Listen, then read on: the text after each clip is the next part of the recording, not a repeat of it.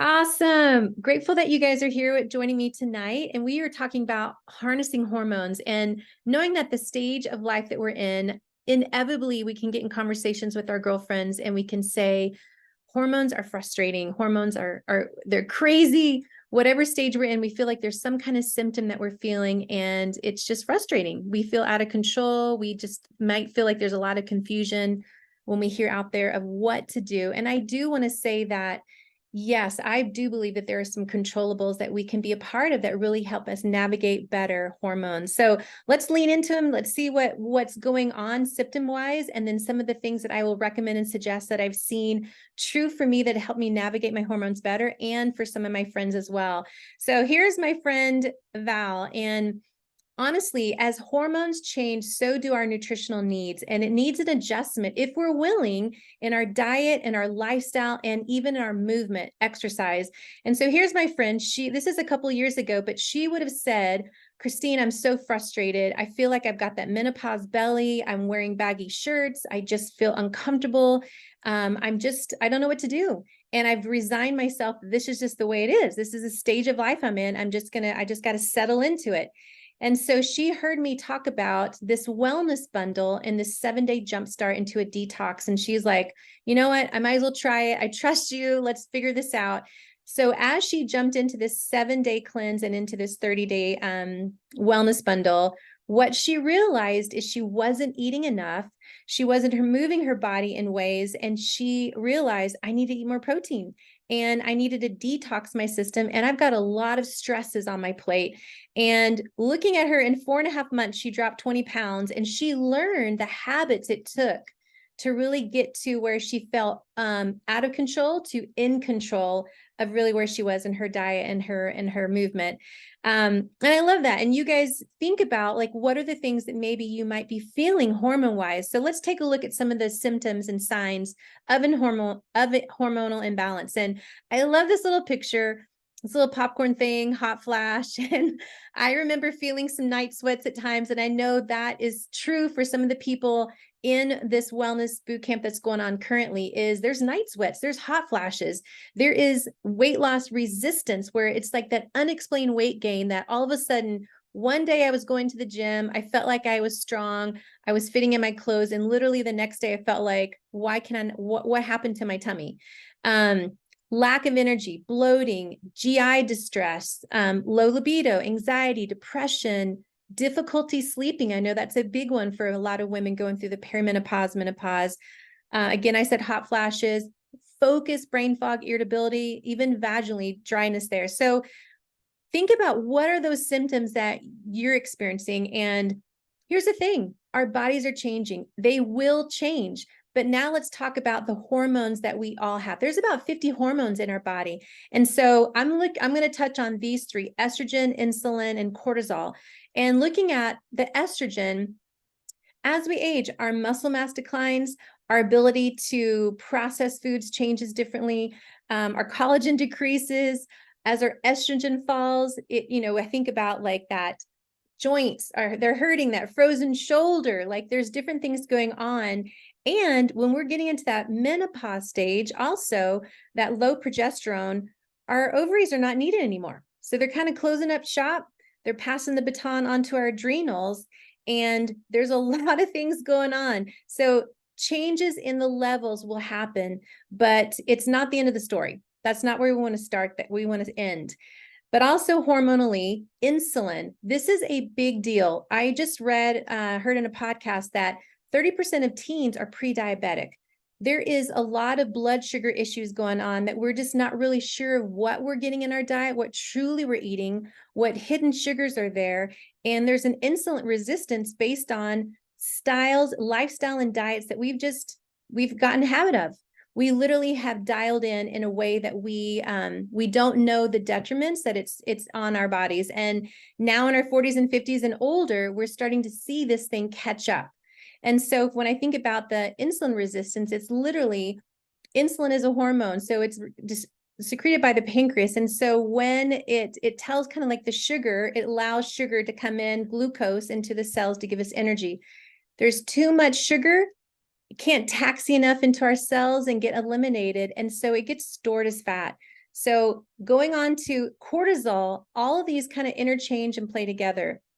Cortisol, I think about like it's that stress. It's the elevated cortisol levels when we think about hormones. And maybe we've dialed in our nutrition. Maybe we've dialed in exercise. But if we have high levels of stress and cortisol, we will not see the belly fat change.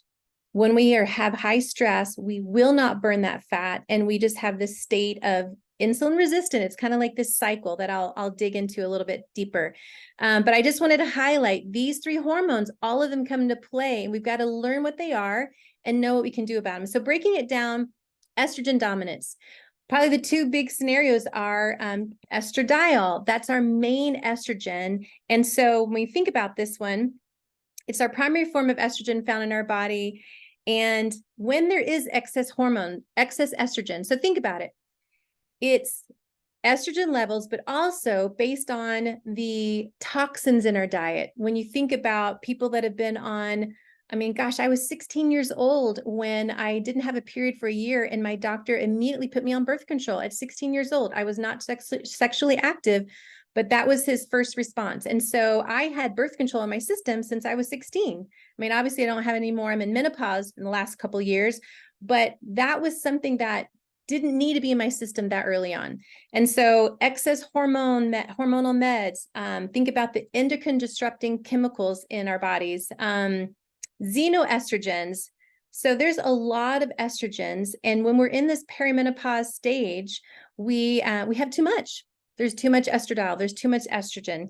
Now, thinking about the estrogen dominance, even if our estrogen levels are okay, but when we come into that perimenopause, menopause, remember our progesterone levels are lower. So even if our estrogen's normal, but our P levels, progesterone are lower, we're still dominant. So it might mean that how do I get back my progesterone? How do I level up my progesterone? So that can be a conversation that we can talk about separately, because that could be something that how do I work on that? And I think even too in diet, there's some things that we can do to level up our progesterone levels. But another area of estrogen dominance comes from overtaxed liver. Our liver is the organ to filters out. It basically converts hormones. It filters out toxins.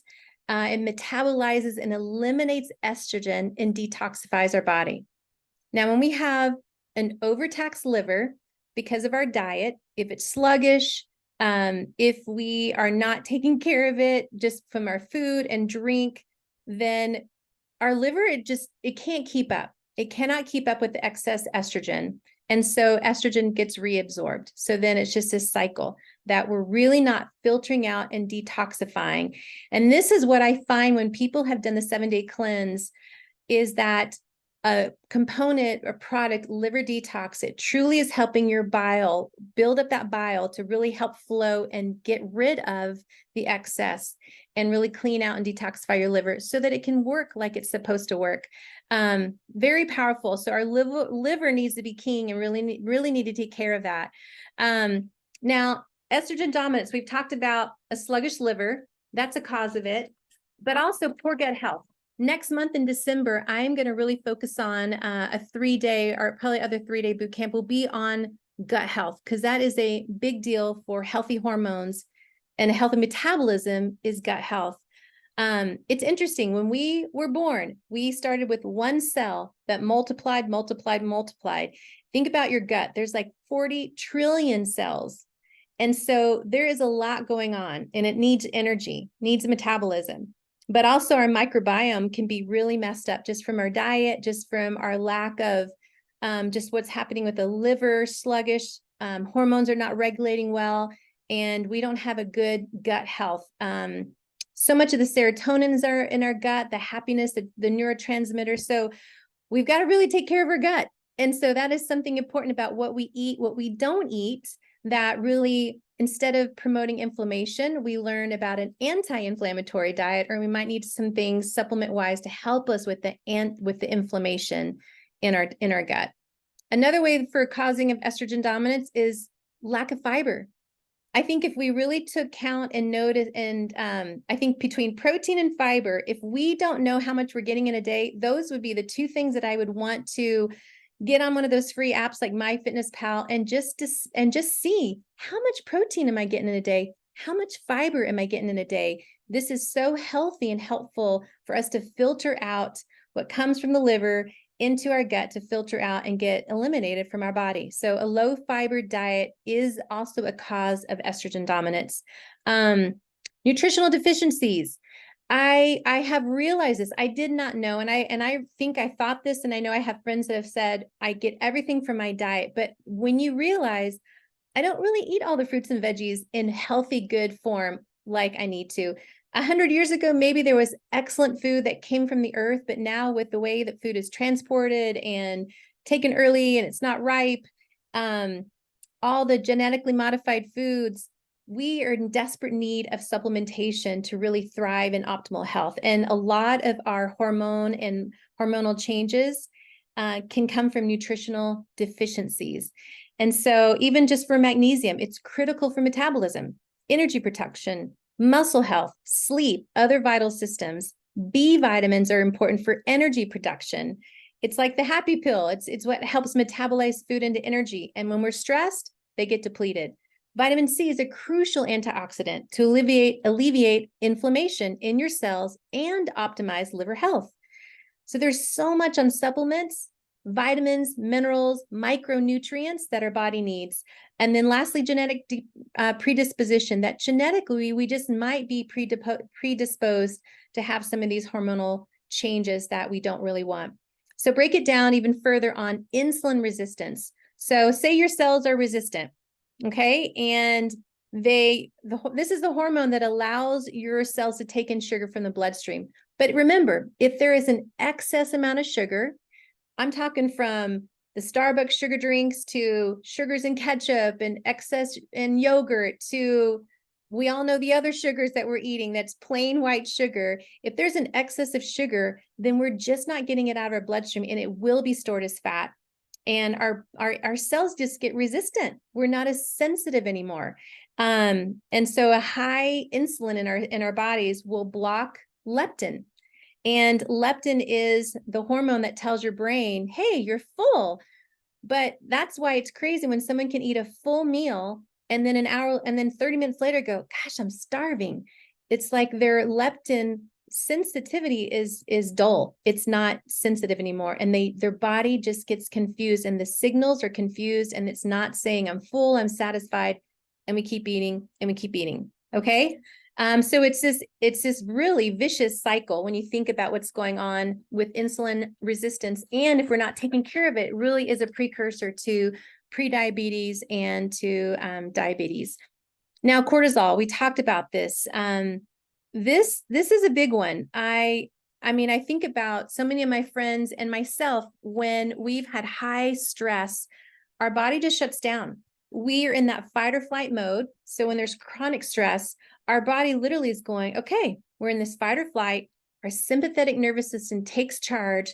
And so any kind of secondary system in our body, whether it's digestion or a thyroid hormone production or anything else, it literally gets pushed on the wayside because now our body is in like fighting mode, and our cortisol levels will recruit, kind of trigger that insulin, that sugar. They need energy because we need to be able to fight off whatever our perceived threat is going on in our body. So there is that link of chronic stress. We just won't budge the belly fat. We just won't budge the stored fat because there's just too much going on. There is such a link between the stress and the sugar. When we're stressed, like I said, our B vitamins get depleted. So our body is needing this rush, this energy, and sugar, simple sugars, high glycemic things, food, easy what our body is craving. So a lot of times you'll feel that carb craving to satisfy that. And again, our hunger signals are off, and our body's not telling us that, hey, you're full. And so this is where that accumulation of fat just continues to happen, because we literally need, which is number 3, we need to learn how to let go of some things and have stress management. I think about this time of the year, the holidays. I think about this stage of life. When I think about the stresses as we age, it's the aging parents, it's the financial stress, it's your growing kids, and all of a sudden it's college, and it's dying parents, it's marriage crisis, it's trauma. There is so much going on in stress. Now, on top of that, we're going through these hormonal shifts where progesterone, which is more that calming effect for our brain, that's lowered. We've got estrogen dominance. We've got some carb cravings.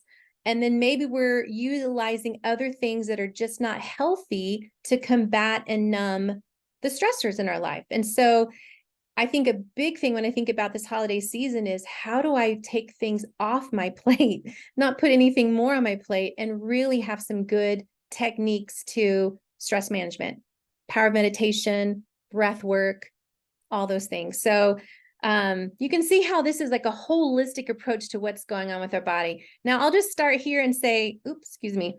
5 things that you can do right now. One could be simply, when I wake up, am I drinking coffee on an empty stomach? Some people have really said it puts your body in a stress mode, and it's not healthy. I think you've got to decide for yourself and try it. Try it for a week. See how your body feels. See how your levels feel. See how your hunger signals are. Because I honestly think one size is not for all, right? There's all different things for different people. But if you feel like your stress is reversed, meaning your circadian rhythm, when you wake up, your cortisol levels should be at the highest. And throughout the day, your cortisol should lower. Okay. But if it's the reverse, and you're revving up your stress, and by the time you go to bed, you are so stressed, your mind doesn't turn off, then you're literally flipped. It's reverse. So I would say, let's start getting back to getting some maintenance and getting some balance. And maybe it would be, you know what? I'm going to wake up, have a ton of water with lemon, make sure I eat, then have my coffee, and just see what happens. Work out less. That's another thing that you could do right now. We desperately need to build strength, build muscles. Our longevity is our muscle. Our muscles are longevity organ. We need it for metabolism, for bone protector. We need muscle. But at this age, if we've got a lot of stresses, and then on top of that, we're hitting it hard in the gym, it's nonstop, we're pushing it, we're not resting, we're working out 7 days a week, you better believe it, our body is going to be holding stress, and it's going to be holding more stored fat, because it's also in that fight or flight and stress mode. So we need to back off and work out less and find some things that are really different for our body. Zone 2 workouts, slow it down in strength, like really put to failure some muscles, but slow it down, strength workouts versus high hit, high going, high intense. Okay. So that's what I mean about workout less. Cut back on alcohol. Go for a season. And, even if you're someone that, I do like to have a drink with dinner, I like to have a drink here. Maybe it's like, I don't drink during the week and it's just on the weekend, or I really make sure I have one drink, or I have a ton of water, or I'm going to go a season not. So I think everyone has to figure this out, but knowing that that could be the reason why I'm not sleeping well. It could be the reason why I'm not losing those last few pounds. Slowly start to increase, number 4, your daily fiber, protein, healthy fat, fiber. Literally get back your hunger signals to normal. Wake up, have that protein. I like to aim for 30 something grams of protein. Have your healthy greens, have your healthy fats. You need these vitamins, these macronutrients in the morning to let your body know, hey, you're going to get fed and you're not going to starve. So protein, healthy fat, fiber, that is a great start to the day. I love my Life Shake. I love that it has leucine, basically really helps keep that lean muscle mass. I love that it's quality and it matters. So your body will thank you for that. And then on this 5th change that you could do now is prioritize sleep. Get to bed earlier, aim for 7 to 9 hours, make your room dark, cool the temperature down, really stop the scrolling or whatever kind of, technology beforehand. If you need to have a gratitude journal, or a journal where you're going to do a brain dump, or this is your meditation time, your prayer time, that you're really prioritizing sleep, because that's when your body does the magic. It repairs, your brain gets to basically catalog and go through all of the disruptions that happened in the day and heal. your body just really gets to let go of the trauma. And there's so much repairing and healing happening when you sleep. And then I would say, it's one of these things that I love. These changes are just some starts to helping your body heal naturally. I know we talked at the beginning that our hormones can go crazy. We feel like we're out of control, but it might be being able to take a step back and writing down, what are the stressors in my life? What does my diet look like? Really, if I took 7 days and really was honest with myself, what am I eating? How often am I moving? Am I building strength and building up my metabolism, revving up because of my muscles? Is that become a priority? Or am I overwhelmed with endless to-do lists that I'm not taking self-care seriously? And maybe there are hidden sugars that I just realize I'm not getting away with. I'm not having enough protein and fiber to balance those blood sugars out. There's a lot of things that we can think through and do. And that's why I love some of these wellness bundles that I'll highlight, because to me, it's covering the foundational basic hormone support and health. There's a basic one, and you'll notice there's a meology. It has the ME with the green box. That is one of my favorite quick assessments that you can take, and it asks you questions about your biology, your age, your dietary habits, doctor recommendations, sleep, stress, different things like that. It will spit out a recommendation based on what you wrote right now where you're at in your life. And so that's a great supplementation that you can take. And then protein, 7-day cleanse, I mentioned several times. It's very important to really reset the gut, something that I always do after the holidays. So join me in that. And there's an advanced bundle that you're adding a stress relief, which blunts cortisol. I love it. I know some of the people in this group have really utilized it, and it's been super helpful. And here's the thing, any of these bundles, when you purchase them, you're getting access into my VIP group where I'll have some one-on-one success coaching, meaning for the next 3 weeks, once you get your bundle, we'll touch base 15 minutes for 3 weeks, just because I want to make sure that you are ongoing and just really dialing in some of these habits. There's also a perimenopause bundle that has GLA, gamma linolenic acid, what I took when I was having those crazy hormonal, period cycle where I was not really kind to everybody and hangry and mean. And my teenage daughter took it, and it was so helpful in balancing my hormones. I loved it.